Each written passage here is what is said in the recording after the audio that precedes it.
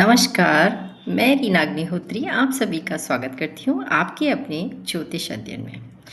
आज हम बात करेंगे सूर्य देव के बारे में।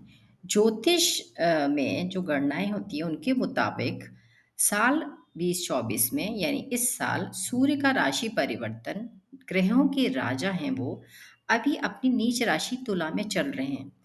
वह अब अपनी राशि परिवर्तन करने जा रहे हैं। सूर्य 16 नवंबर को जो आने वाला है, सूर्य जो है 16 नवंबर को वृश्चिक राशि में गोचर करेंगे, सुबह 7 बजकर 16 मिनट पर। वह मंगल की राशि वृश्चिक में प्रवेश करेंगे।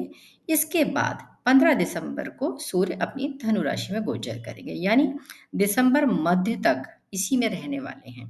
सूर्य जो होता है 1 महीना एक राशि में रहते हैं, तो इस तरह से अब वो जो है गोचर कर रहे हैं अपनी मंगल की राशि वृश्चिक में।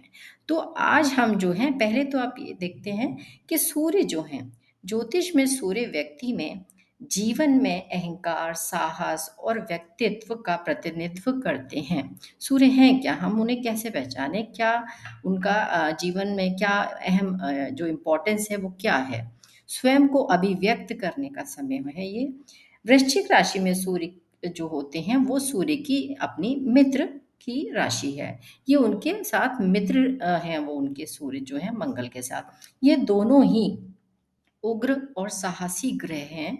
वृश्चिक राशि 8th हाउस में आती है। हमारी जो काल पुरुष की जो कुंडली होती है उसमें ये 8th हाउस में आती है और अचानक देने वाली जो घटनाएं होती हैं उनसे जुड़ी ही होती है।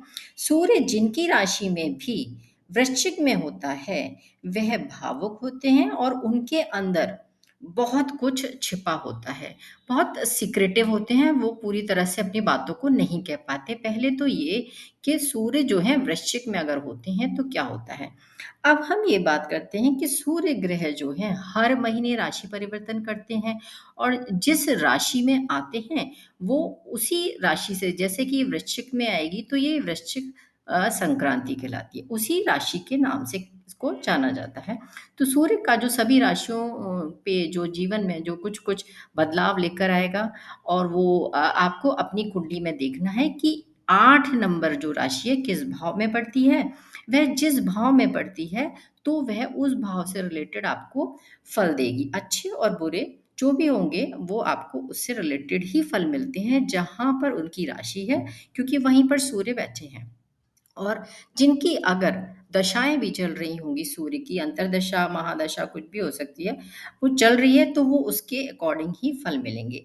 जैसे कि सूर्य जो हैं, अब हम बात करते हैं कि सूर्य पहले अगर देखें तो सूर्य का वृश्चिक में गोचर का जो प्रभाव है, तुला राशि में क्या होगा? जैसे कि करियर से रिलेटेड उनको तरक्की मिल सकती है, नौकरी में वृद्धि हो सकती है, संबंधित जो पॉज़िटिव थिंग्स उनको मिल सकती हैं। फिर है वृश्चिक राशि में तो खुद है ही, तो सूर्य वृश्चिक राशि में है, प्रवेश करा है तो सूर्य और बुध की युति बिज़नेस के लिए बहुत लाभ दे सकती है। जो भी मनी आपका कहीं पे अटका हुआ है तो वो आपको ईज़िली वापस मिल सकता है। कोई न्यू बिगिनिंग आप किसी भी फ़ील्ड में आपका जो कार्यक्षेत्र है उसमें आप कर सकते हैं। हेल्थ बेटर हो सकती है।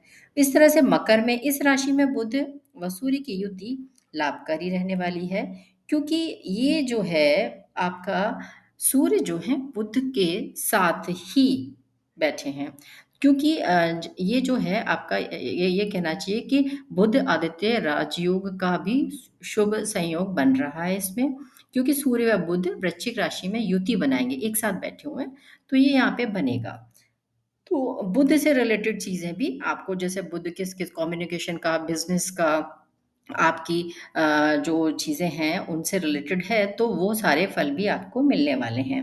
फिर हम यहाँ पे देखते हैं जैसे कि मकर राशि के बारे में बात हो रही है कि कुछ नया खरीद सकते हैं, माता-पिता का सहयोग से आर्थिक लाभ हो सकता है और बुध और सूर्य की जो युति है वो आपके लिए प्रॉफ़िटेबल है, यानी आपके लिए अच्छी होगी। कुंभ राशि वालों के लिए सूर्य और बुध की वृश्चिक राशि में युति अधिक लाभ देगी और जॉब में जो आय में है, वो जो आपका है, वो उसमें वृद्धि हो सकती है और परिवार का पूरा सपोर्ट, सहयोग, ये सारी चीज़ें हो सकती हैं। फिर है कि ये जैसे कि अभी आपको तुला, वृश्चिक और मकर और कुंभ राशि के बारे में बताया। यहाँ पे पॉज़िटिवली काफ़ी सारी चीज़ें होंगी, लेकिन अगर आप सारी चीज़ों के बारे में जानना चाहते हैं, जैसे फॉर एग्ज़ाम्पल आप सबसे पहले तो अपनी को जैसे कुंडली देखिए, फर्स्ट से लेके 12th सारे भाव देखिए और आपकी 8 नंबर राशि कहाँ आ रही है, वहाँ पे ही सूर्य अ, और बुध बैठे होंगे। तो उसके हिसाब से आपको रिज़ल्ट चेक करने हैं। जैसे कि मेष लग्न में वृश्चिक राशि जो होती है, आप शुरू से मेष लग्न से जानते हैं, 12 सारी जो भी आपकी लग्न है उसके हिसाब से। मेष लग्न में वृश्चिक राशि 8th हाउस में आती है, तो 8th हाउस हमारी सडन चीज़ों का होता है, तो यहाँ पे सडननेस रहेगी चीज़ों को लेकर। फिर आते हैं वृष लग्न में यानी सेकंड टॉरस में, तो आपकी जो वृश्चिक राशि है वो 7th हाउस में, यानी लाइफ लाइफ पार्टनर या कोई आप बिजनेस कर रहे हैं तो उससे रिलेटेड चीज़ों को लेकर यहाँ पे आपको देखने को फल मिलेंगे।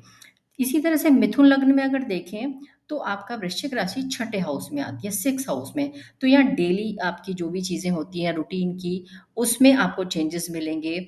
आपको यहाँ पर अपनी हेल्थ का ध्यान रखने की ज़रूरत है।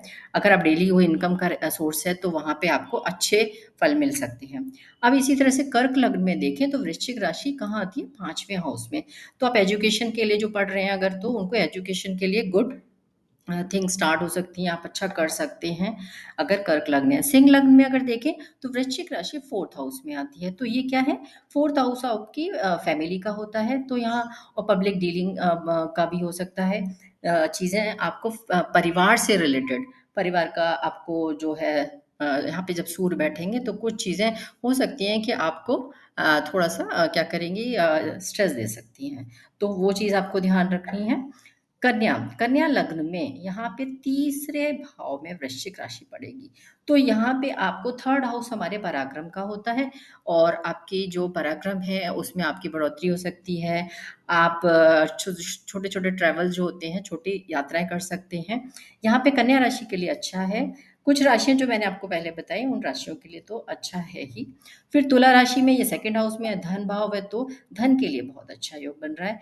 वृश्चिक जो है खुद अपनी राशि है, तो ये लग्न पर ही अगर गोचर करेंगे तो सेल्फ केयर कर सकता है पर्सन और आप अपने ऊपर ज़्यादा अच्छे से ध्यान दे सकते हैं। आप में एक अलग सी चमक हो सकती है क्योंकि सूर्य है, तो आपके व्यक्तित्व में एक चमक आ सकती है। धनु में है, तो धनु में अगर देखें वृश्चिक राशि 12th हाउस में है, तो आपका 12th हाउस हमारे खर्चों का होता है, तो यहाँ पे आपको अपने खर्चों पे ध्यान देने की ज़रूरत है और जो भी खर्चे होंगे वो छोटे-मोटे खर्चे आपके लगे रह सकते हैं, आप उसमें बिज़ी रह सकते हो। फिर है मकर में वृश्चिक राशि जो है आपके 11th हाउस में आती है, तो यहाँ पे गेन शो करता है कि 11th हाउस आपके गेन का होता है, बड़े भाई-बहनों का होता है, उनसे कनेक्टिविटी का हो सकता है, आपका अच्छा बन जाए रिलेशन और जो गेन है आपका और आपके फ्रेंड्स का होता है, तो यहाँ पर इन सब चीज़ों के लिए अच्छा है। कुंभ में वृश्चिक राशि आपके 10th हाउस है, तो यानी कर्म भाव है, प्रोडक्टिव प्रॉफिट दे सकता है, प्रोडक्टिविटी अच्छी हो सकती है, आप अपने काम पे फ़ोकस बहुत अच्छे से कर सकते हैं और मीन में वृश्चिक राशि जो है आपके 12th भाव में पड़ती है। ओह सॉरी, मीन में 9th हाउस में, सॉरी, मीन में 9th हाउस में पड़ती है, तो ये है आपका भाग्य का। भाग्य आपका सपोर्ट करेगा और यहाँ पे आपके पिता से भी आपकी कनेक्टिविटी अच्छी हो सकती है, आप क्लोज़ उनसे रह सकते हैं। लेकिन यहाँ पे आपके लिए जैसे कि मीन में है, 9th भाव आपका भाग्य का है, तो भाग्य से आपकी बहुत सारी चीज़ें आपको मिल सकती हैं और आप अच्छा कर सकते हैं। इस तरह से थोड़ा-बहुत जो चीज़ें हैं आपको थोड़ा-सा चेंज देखने को मिलेगा। हाँ, ये चेंज जब हो सकता है ज़्यादा जब आपकी दशा चल रही हो, अदरवाइज़ क्या होता है, प्लैनेट अकॉर्डिंग टू गोचर जहाँ दशाएँ, महादशा, अंतर्दशा में होगा तो आपका ये ज़्यादा आपको देखने को मिलता है। और हाँ, एक चीज़ और कि अगर आपका सूर्य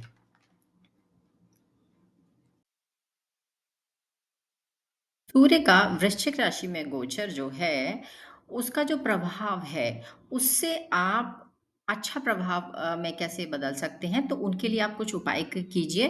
देखिए, आपकी सूर्य कहीं भी बैठे हों और कैसे भी हों, वो आप उससे नेगेटिव मत होइए, बस पॉजिटिविटी ये चीज़ है कि सूर्य को आपको अच्छा करने के लिए सबसे इम्पोर्टेंट चीज़ है, सबसे अच्छे जो उपाय हैं, वो आपको ज़रूर करना चाहिए।